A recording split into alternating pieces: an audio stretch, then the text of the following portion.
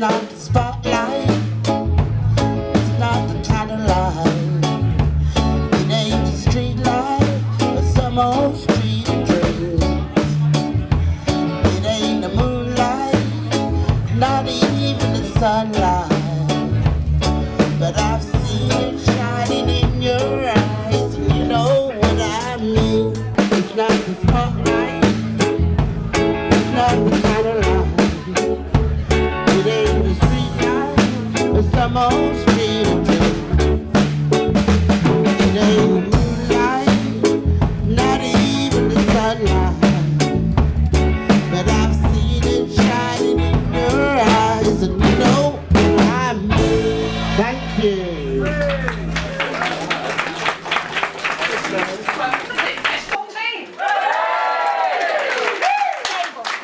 Peer support, it's how I got into this thing. You know, I kept falling apart and getting unwell and being off work for ages and And I got involved in the local voluntary sector, and which I had no clue about. And they said, let's set up a self-help group. And I said, that's a good idea. And by the time I'd ended talking to this lady on the phone, I was going to be setting up this self-help group. I thought, oh shit. And she helped me do that, and I ran it for several years. And it opened my eyes to how we can take control, how we have the power, and it's about us, and the power and the wonderfulness and just the richness of being with people that understand. I just feel completely overwhelmed. I'm utterly sort of delighted and amazed to be invited to do this today, because it is just amazing. Look at you all, and there's so many familiar faces and so many new people here today. So I hope we're all going to have a fantastic time. I'm sure we are. I just feel completely humbled and overwhelmed by the idea that I'm doing this. But anyway, I'll give it my best shot. I think the main message that I really wanted to get across was just the idea that peer support belongs to all of us. I think one of the most important issues is that we are partly doing it as a counter, not partly doing it because we partly do it naturally, but it's a counter to the stigma that we experience in society and within mental health services. So I think peer support is just such a vital part of our survival, really. I'm feeling like I want to talk. I got things that I want to say. In my head I'm struggling. There's a fog I am living with. The most important thing that you get out of sharing with other people is the satisfaction that you've helped someone else. You've had your own problems, but you've actually used your experience of your problem to help somebody else. Someone has, say for example, if I'm someone who's had problems with anxiety, if I then turn around, if someone else comes to me and says, Andy, I'm having these problems with anxiety, I can tell them in an instant, not tell them, I can just explain my situation, and they will instantly understand because they've had the same situation.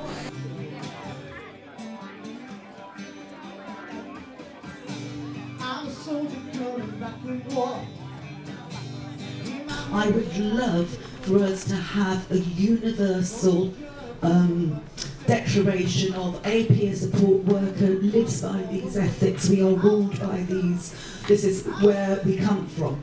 We are not here to work for the authorities. It changes people's lives and enables people to move forward in a different way that before was impossible. That's what we need to keep hold of as well. So although there's lots of criticism about systems and structures and how things are done, I guess that day-to-day experience of people who are doing that is still really, really crucial. But again, I've got all the concerns that have already been discussed as well. Peer-to-peer is a national network. It is very, very embryonic still. We're trying really hard to make ourselves a strong, solid presence. But the idea of peer-to-peer is that we enshrine the values of being a peer-led organisation in terms of a charter.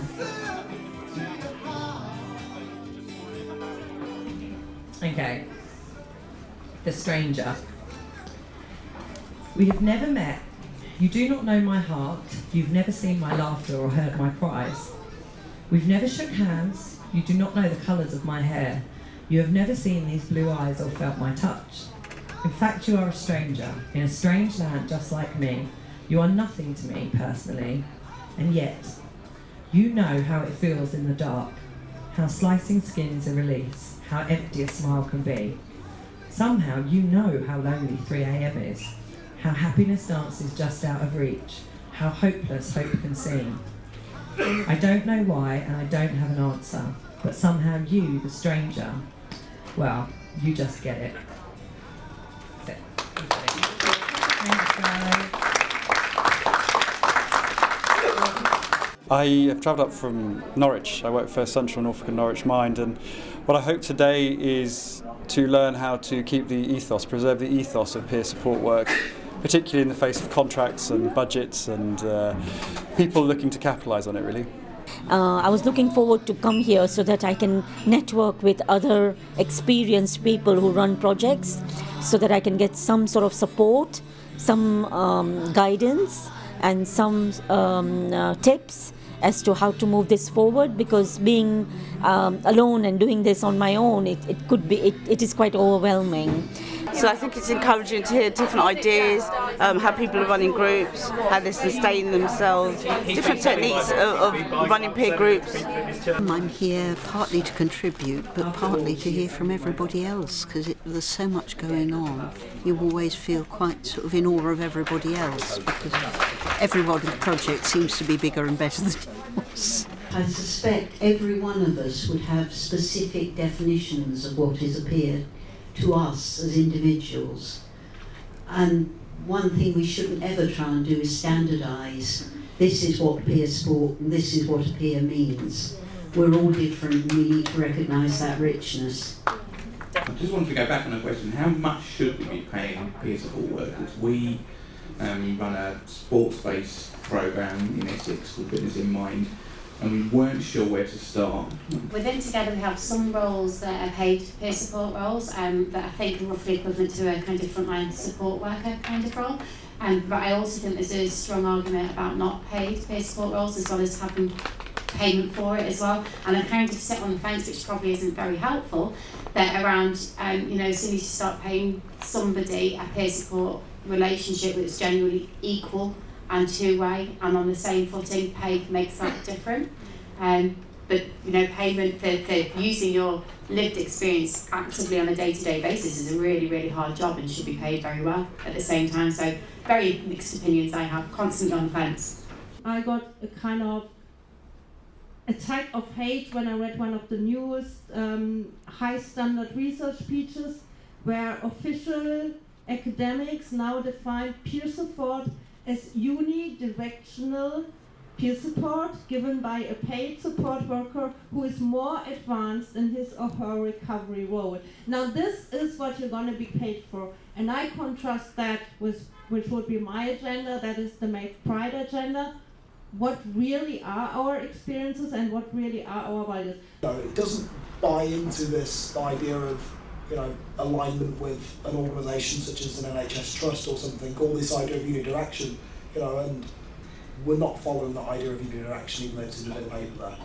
So I don't think it should be 1 in 4, it should be 1 in 1. We all are on the mental health sort of spectrum somewhere, or at least we will be at some time in our lives. Somebody who's maybe never thought of themselves as having a mental health issue may suffer bereavement or have a physical health problem that they've never had before, and suddenly it will bring them into contact with their emotional and mental health in a ways that they've never experienced before. I personally don't feel very positive about the 1 in 4 message. I would like us to be talking about 1 in 1. I just think we need to build on the strengths that we have here today. I really do, and I think building on sharing our knowledge as best we can, networking, connection. I think the word connection was the one that really made it for me. Is the sort of connections that we make with other people when we meet somebody who's got a similar experience or whatever it is. It's about those connections and how we build them and make them stronger.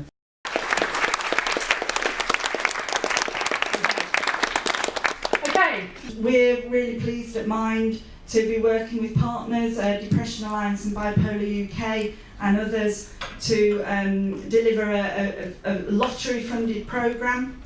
So over the next 2 years, the lottery funded us to begin to understand a little bit more about the effectiveness of peer support, to evaluate that, to fund grassroots peer support across England and to help develop that evidence base and to share some of that good practice. So a commitment to be able to continue to fund and support peer support, which we're really excited about, and it probably means that we can have a Peerfest 15 as well. A nervous buzz leaves me intrigued. Where and how do we all fit together?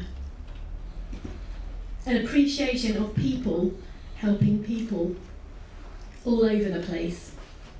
And here, now, together, rooted to this moment.